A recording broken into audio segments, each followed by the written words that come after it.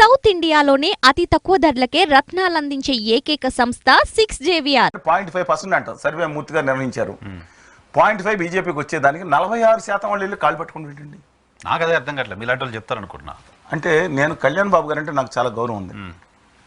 ప్రజలకి ఏదో చేయాలని తపన ఆయన మనసులో ఉందండి. ఏ విధంగా అన్నాను సరే, ఇవాళ మీటింగ్ పెడితే 50,000 మంది రూపాయలు తీసుకోకుండా వచ్చే కెపాసిటీ 2 రాష్ట్రాలను ఒక్కడికే ఉంది ప్రస్తుతం. ఇంతకుముందు రామారావు గారు, చిరంజీవి గారు, రేపొద్దు జూనియర్ ఎన్టీఆర్ కావచ్చు, ఇంకెవరైనా అవచ్చు. అట్లాంటి మనిషి ఒక మాట్లాడి గుండె పిండేసాడు ఆయన. 4వసారి మ్యాచ్ ఎవరికి, తెలుగుదేశానికి బీజేపీకి మ్యాచ్ కుదర్చడానికి ఆయన ఆంధ్రప్రదేశ్ ఎన్ని చేవాట్లు తిన్నానో తెలియదు.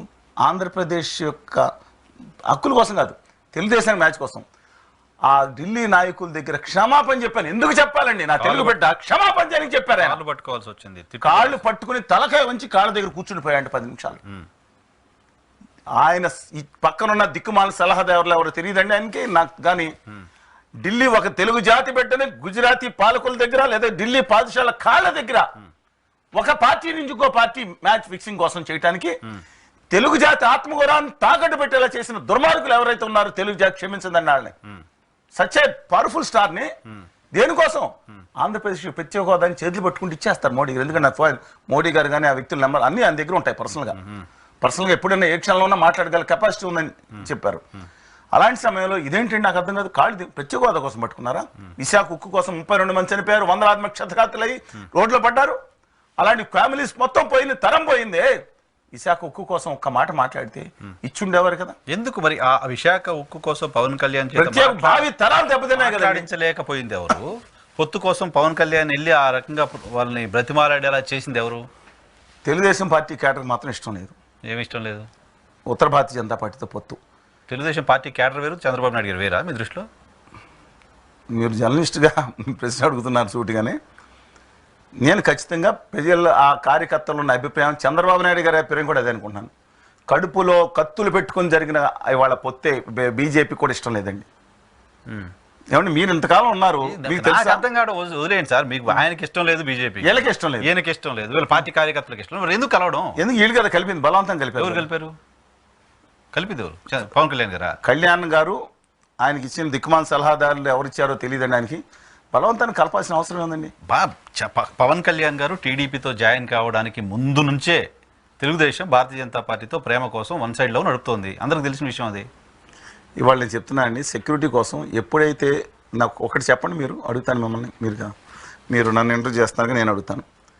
దక్షిణాదిన ప్రస్తుతం ఉన్న స్టాల్వార్ట్ పొలిటీషియన్ ఎవరండి? దక్షిణాది గారు. మీకు అసలు ఆ జనరేషన్లో చంద్రబాబు నాయుడు గారు తప్ప చంద్రబాబు నాయుడు గారు ఆ రోజు చక్రం ఇవాళ తిప్పినా తిప్పపోయినా ఈ జనరేషన్ తెలిసిన 96, 97, 98 దశకాల్లో ఆయన చక్రం తిప్పి ప్రధానమంత్రిని చేసిన దాంట్లో ఆయన ఒక ముఖ్య పాత్ర పోషించారు. ఎవ్రీబడి అవిరాత. అలాంటి మనిషిని ఒక అరెస్ట్ చేస్తున్నారంటే కేంద్రానికి తెలియకుండా జరుగుతుందండి.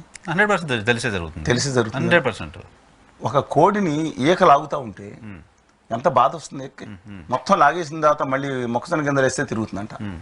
నేను అంటున్నానండి, అలాంటి చంద్రబాబు నాయుడు గారిని అరెస్ట్ చేసి ఖచ్చితంగా వాళ్ళ కేంద్ర సహాయం లేకుండా విడుదలై ఉండరు.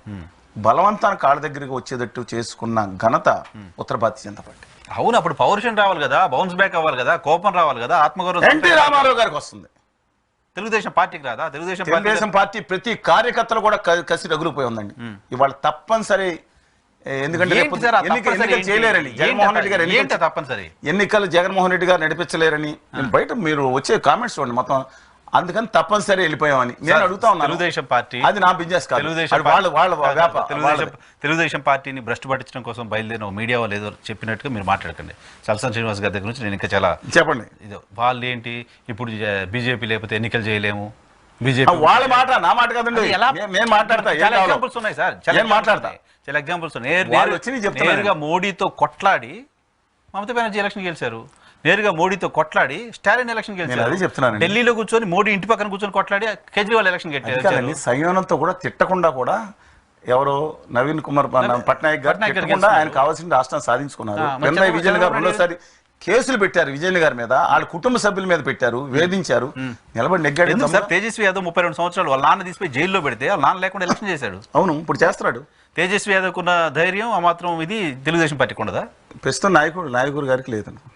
ఆయనకుంది దమ్ము వాట్ ఐబీలో ఆయనకుంది. ఆయన చుట్టూ మీరు ఇంతకుముందు చెప్పారు సలహాదారులు, పార్టీ నడిపిస్తున్న మీడియా వాళ్ళందరూ అట్లా తయారు చేశారని నేను అనుకుంటున్నాను. మీరే చెప్పాలి. నా ఉద్దేశం క్యాడర్కి ఇష్టం లేదండి. ఇప్పుడు వైఎస్ఆర్ క్యాడర్ కూడా ఇష్టం లేదని చెప్పాను. ఏం ఇష్టం లేదు? ఉత్తర భారతీయ జనతా పార్టీతో పొత్తు అనేది పరోక్ష ప్రత్యక్ష పొత్తు కూడా ఇష్టపడలేదు. క్లియర్గా చెప్పేశారు వాళ్ళు పొత్తు లేదు, ప్రత్యక్ష పొత్తు లేదా పరోక్ష పొత్తు లేకుండా ఎలా ఉందండి మీరు చెప్పండి. అక్కడికి వెళ్ళి మా ద్రౌపది ముర్ము గారి ఎన్నికల్లో డైరెక్ట్గా వైఎస్ఆర్సీపీ ఆఫీస్కి వచ్చారు. ఆవిడ ఏం మాట్లాడారు? నేను అడగకుండానే నా అభ్యర్థిత్వం ఖరాఖాగా నేను అడగకుండానే మద్దతు ఇచ్చేసారు. ఏమన్నా కాదు, తెలుగుదేశం కూడా అన్నారు ఆవిడ. రాష్ట్రపతి ఎలక్షన్ ని లింక్అప్ చేయకండి. సరే, మిగతా ఢిల్లీ బిల్లు వాళ్ళకి మెజార్టీ లేదు, రాష్ట్రాల అధికారులు నరికేసేది. గవర్నర్ మిథున్ రెడ్డి గారు ఏం చెప్పారు? సార్ మీ రాష్ట్రం వరకు ఇచ్చాం, మా రాష్ట్రాల అధికారులు నరకమాకండి అంటే పక్కన కేంద్ర ప్రాంతాల వరకు బిల్లు అదే కదా, లెఫ్టినెంట్ గవర్నర్ కి అధికారులు ఇచ్చే బిల్లు. ఏంటంటే రాష్ట్రపతి ఎలక్షన్ కి తెలుగుదేశం పార్టీ మద్దతు ఇచ్చింది. ఈ బిల్లు విషయంలో నేను చెప్తున్నాను, బిల్లు విషయంలో కొంతమంది వాకౌట్ చేశారు, కొంతమంది మద్దతు పలికారు. అవకాశం వచ్చినప్పుడు కూడా వాడుకోవాలి. అందుకని నేను అంటే మీరు అడిగే స్పెసిఫిక్గా చంద్రబాబు నాయుడు గారికి ఆ ఎదుర్కొనే ధైర్యం లేదని భావిస్తున్నాను. కేంద్రాన్ని లాస్ట్ టైం ఎదుర్కొని దెబ్బతిండి కాదని జనం నమ్మలేదు. లాస్ట్ మీట్లో వచ్చారు ఆయన. నిజంగా ఈయన ప్రత్యేక హోదా మీద చర్చిస్తుందని జనం నమ్మల. కరెక్ట్, ఇది ఫ్యాక్ట్ అండి. అది ఆయన ఆ స్టాండ్ మీద నిలబడి ఉంటే కనీసం నిలబడి ఉన్నారనుకునేవారు. చాలామంది అంటున్నారు, నిన్న ఆ ఎంపీ గారు అడిగారు నన్ను, తెలుగుదేశం పార్టీ ఎంపీ గారు ఒక 2 రోజుల క్రితం అడిగి, శ్రీనివాస్ గారు మీ వల్లే చంద్రబాబు నాయుడు గారు వెనకొచ్చేసారు, చూసారా ఆ రోజు దెబ్బతెళ్ళిపోయింది, ఈ బాగా ప్రచారం చేస్తున్నారు. నా వల్ల వెనక్కి రాలేదండి. నేను చెప్పాను, సోనియా గాంధీ గారి ఇంటి ముందుకు వెళ్ళి గంట వెయిట్ చేయించు, అరగంట వెయిట్ చేసే లోపల 5 నిమిషాలు కలిసి పొత్తు పెట్టుకుని తెలంగాణలో కూర్చుని ఆర్థికంగా అన్ని సహకారాలు ఇచ్చి, అది కాకుండా 3 రాష్ట్రాలకి అన్ని అందుకే మోడీ గారు కోపం వచ్చింది. నేను చెప్పానండి, నేను చెప్పలేదు కదా. ఆయన ప్రధానమంత్రి అయిపోదు, ఇది చాలా దుర్మార్గమైనగా దుష్ప్రచారం చేశారు. అందుకని ఆయనకి మేము ఇచ్చే అంటే మరీ తెలియని అంత అజ్ఞానం ఉన్న వ్యక్తి కాదు.